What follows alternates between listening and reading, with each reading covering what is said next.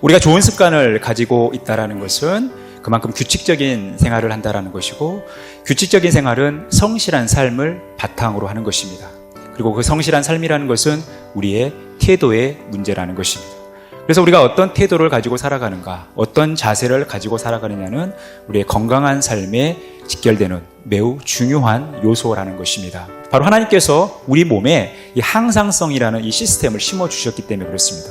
우리가 어떤 환경의 변화와 상관없이 몸의 상태가 일정한 상태를 유지하려고 하는 성질을 우리는 항상성이라고 해요. 이 항상성 유지를 위해서 중요한 게 우리가 바른 자세를 가지고 살아간다는 거예요. 하나님께서 우리의 영적인 삶에도 항상성이라는 시스템을 주신 거예요. 우리가 하나님을 한결같이 바라보고 하나님을 의지하고 하나님께 소망을 두며 살아가도록 하셨다라는 것입니다. 우리의 삶의 목표는 하나님 앞에 경건한 삶입니다. 우리가 이 경건한 삶을 위해서 가장 우선시 되어지는 것, 바로 첫 단추가 예배의 삶이죠. 우리의 몸을 하나님께서 기뻐하시는 거룩한 산 제물로 바치는 것, 이것이 우리에게 요구하시는 하나님의 예배라는 것입니다. 어디서 예배하느냐가 중요한 게 아니라 어떻게 예배하느냐가 중요하다라는 것입니다. 우리의 영원한 제물이 되어서 우리의 죄를 대속해 주신 예수 그리스도의 이름으로 하나님께 예배하는 것, 이것이 진정한 예배라는 것입니다. 그래서 영과 진리로 예배한다는 것은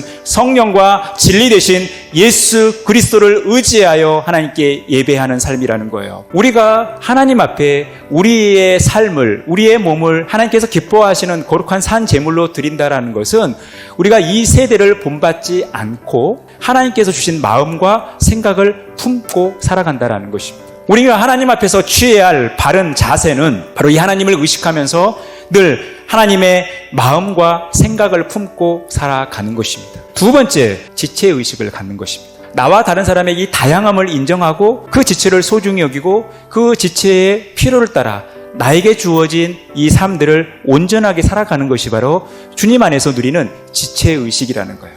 우리의 관계의 목적이 순수해야 된다는 거예요. 그리고 그 관계를 맺어가는 그 과정 속에서 그 방법과 과정도 좋아야 된다는 거예요. 이것이 우리가 지체의식 속에, 다른 사람과의 관계 속에서 요구되어지는 바른 자세라는 것입니다. 성령께서 한결같이 주님을 바라보고 한결같이 주님을 의지하고 한결같이 주님께 소망을 두고 한결같이 다른 사람을 사랑하고 다른 사람을 섬기는 삶을 살 수 있도록 그렇게 인도하신다는 거예요. 뜨거운 성령으로 충만해져야지 우리가 건강한 신앙생활, 건강한 러닝맨이 될 수 있다는 것입니다. 우리가 예수 그리스도의 이름으로 하나님께 나아갈 때 성령의 불이 우리에게 임하는 것입니다.